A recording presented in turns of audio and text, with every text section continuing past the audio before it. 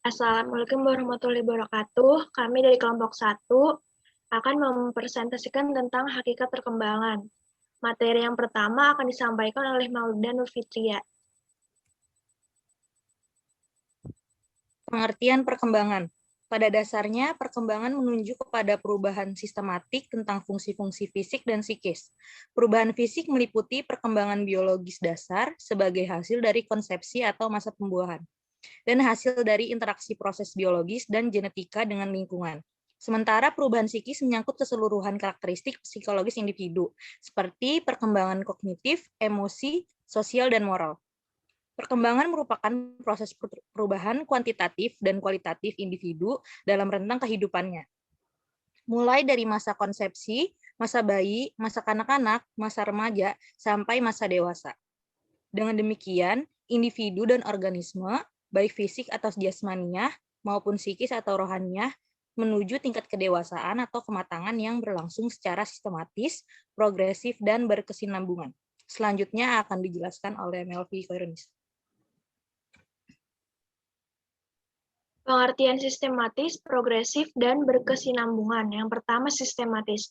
Berarti perubahan dalam perkembangan itu bersifat saling ketergantungan atau saling mempengaruhi antara bagian-bagian organisme, fisik dan psikis, dan merupakan suatu kesatuan yang harmonis. Contoh prinsip ini seperti kemampuan berjalan kaki seiring dengan matangnya otot-otot kaki, atau berkembangnya minat untuk memperhatikan lawan jenis seiring dengan matangnya hormon seksual. Yang kedua, progresif. Berarti perubahan yang terjadi bersifat maju, meningkat, mendalam, atau meluas, baik secara kuantitatif, fisik, maupun secara kualitatif, psikis. Contohnya, seperti terjadinya perubahan proporsi dan ukuran fisik anak, dari pendek menjadi tinggi, dan perubahan pengetahuan atau kemampuan anak, dari yang sederhana sampai kepada yang kompleks. Mulai mengenai huruf dan angka sampai kepada kemampuan membaca, menulis, dan berhitung. Yang ketiga, ada berkesinambungan. Berarti perubahan pada bagian atau fungsi organisme itu berlangsung secara berurutan dan beraturan. Contohnya, untuk dapat berjalan, seorang anak lebih dahulu terlentang, tengkurap, duduk merangkak, dan berdiri. Sedangkan untuk anak dapat berbicara didahului dengan meraba dan mencapai masa dewasa harus melalui masa konsepsi bayi, anak, dan remaja. Materi selanjutnya akan disampaikan oleh Mutiara Sabita. Ciri-ciri perkembangan. 1. Terjadinya perubahan ukuran dalam aspek fisik atau tinggi badan, berat badan, dan organ-organ tubuh lainnya. Sedangkan aspek psikis atau semakin bertambahnya pembenaran kata dan matangnya kemampuan berpikir, mengingat, serta menggunakan imajinasi kreatif. 2.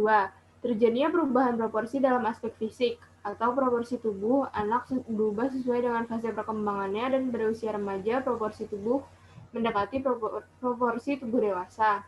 Sedangkan pada aspek psikis atau perubahan imajinasi dari yang fantasi ke realitas, dan perubahan perhatiannya dari yang tertuju kepada dirinya sendiri perlahan-lahan meluas kepada orang lain, terutama kepada teman sebaya. Selanjutnya akan disampaikan oleh Maria Brigita.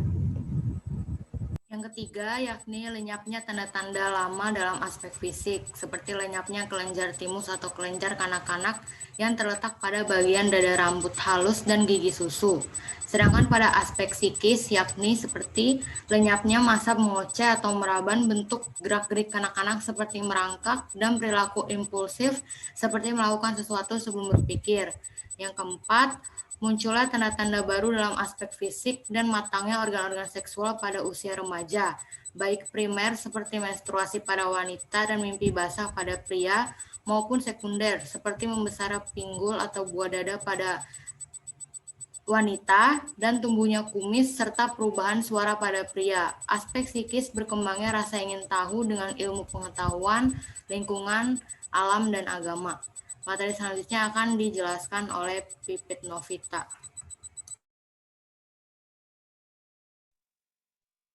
Materi selanjutnya yakni prinsip-prinsip perkembangan. Prinsip-prinsip perkembangan individu atau organisme. Yakni yang pertama, perkembangan merupakan proses yang tidak pernah berhenti sepanjang hidup individu. Yang kedua, semua aspek perkembangan saling memengaruhi. Yang ketiga, perkembangan terjadi pada tempo yang berlainan. Yang keempat, perkembangan mengikuti pola atau arah tertentu. Yang kelima, setiap fase perkembangan mempunyai ciri khas. Yang keenam, setiap individu yang normal akan mengalami tahapan atau fase perkembangan.